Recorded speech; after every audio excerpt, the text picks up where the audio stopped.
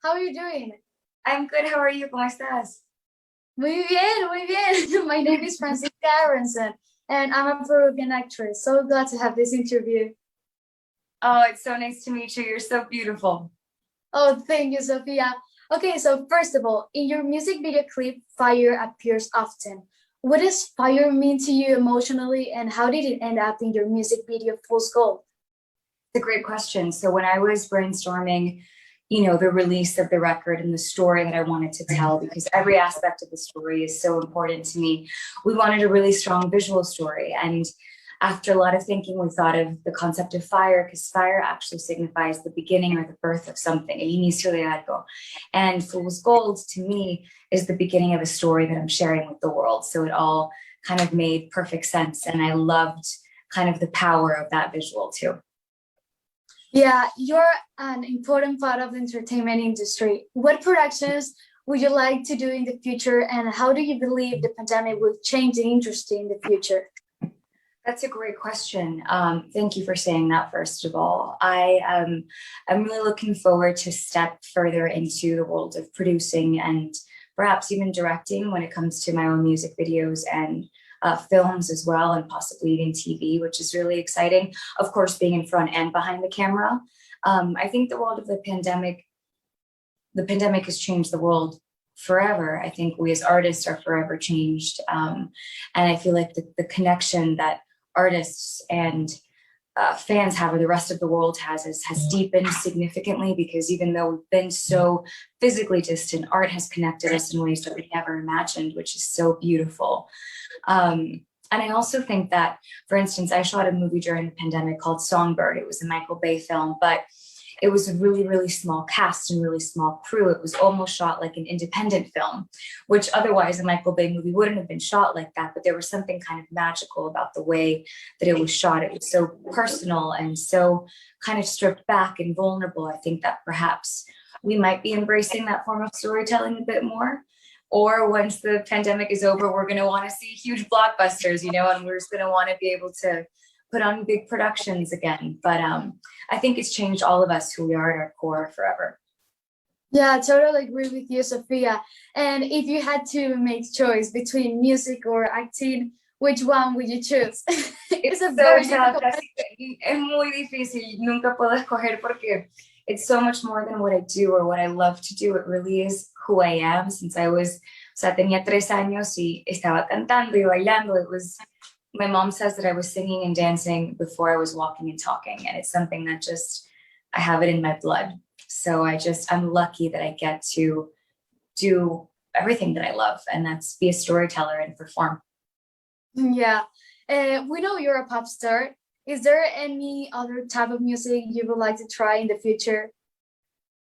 Yeah, actually, my heart and soul, when I write music on the piano, it's just like soulful ballads. It's just stripped down piano and voice. And whenever I perform, I love doing acoustic versions of my performances where I kind of strip back the pop and I just bring in strings and piano and perhaps guitar. So I think my next venture would perhaps be, like a stripped back album, or just more acoustic, perhaps is the word. But I think I would love to explore that.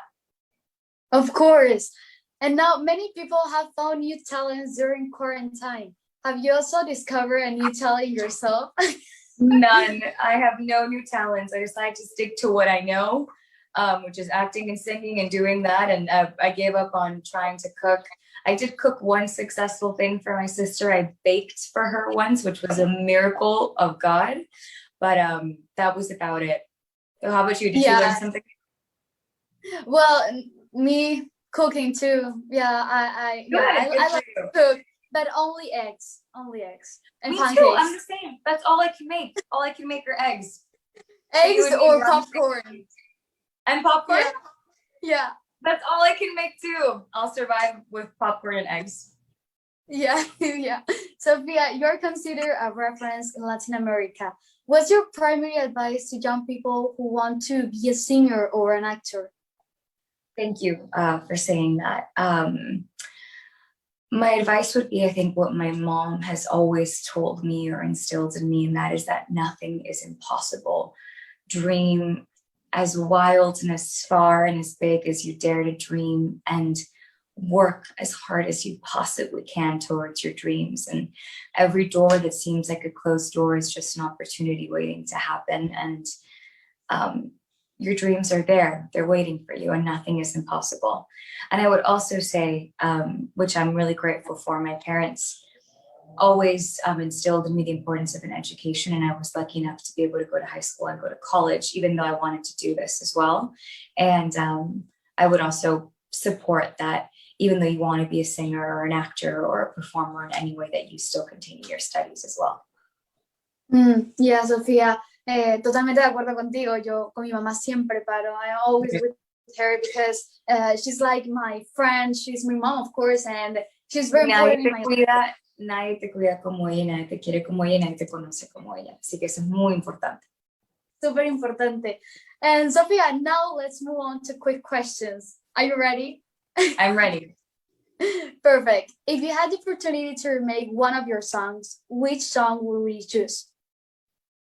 Oh, to remake, I would release Back to Beautiful with piano and strings. Do you keep any Italian and do you keep any Latin American traditions in your daily life? That's a good question. I mean, I speak Spanish every single day to my parents and to my family, so that is, you know, I'm bicultural. I like to say and think so. You know, it's with me in everything that I do. Any personal or professional goal you still want to achieve? Yes, I'd love to release an album. I'd love to go on a world tour. I'd love to eventually direct a music video, perhaps eventually direct a film. I would love to work with a director like Baz Luhrmann. Moulin Rouge is my favorite movie of all time, so I would love to work with him. Do you have any specific rituals before starting a concert? You know, I tend to be very quiet before a show because I am saving my voice, and there's also something kind of peaceful about it, so I don't talk too much, which my sister loves. She's always like, oh my gosh, she's on voice rest. I drink a lot of tea, and right before I go on stage, me persino, and I just say a quick prayer. And my mom will usually text me, unless she's there, Godspeed, and to enjoy the moment, because it's not about the destination, it's about every single moment that we get to live. And yeah. Oh, that's so cute. If you could be remembered for one of your songs, which one would it be? Wow, that's a tough one. Yeah. I mean, you know, for me, it's always been first and foremost that with my art, my music, and my films, there be a message. And for me, it's a message for young women, a message of empowerment, to make one girl in one corner of the world feel seen and feel beautiful and feel understood. And I think of the songs that I've released, Back to Beautiful, I think has really meant the most in that sense to, especially to young girls. So I think it would be Back to Beautiful. Once the pandemic is over, in which country would you like to hold your first concert? Oh, that's such a good question. Wow. I don't know. I would perhaps somewhere in Latin America. Every time I go to, you know, I think it's because since I am bicultural and half my heart is yours as well, there's something about going there y estar con no sé, hay algo tan especial en el corazón latino, tan apasionado, that every time I go there, it's so magical. So maybe Mexico, Colombia, who knows? Of course. Thank you so much, Sofia, for your time. De verdad fue un placer hablar contigo. Igualmente, Francisca, muchas gracias y mucha suerte.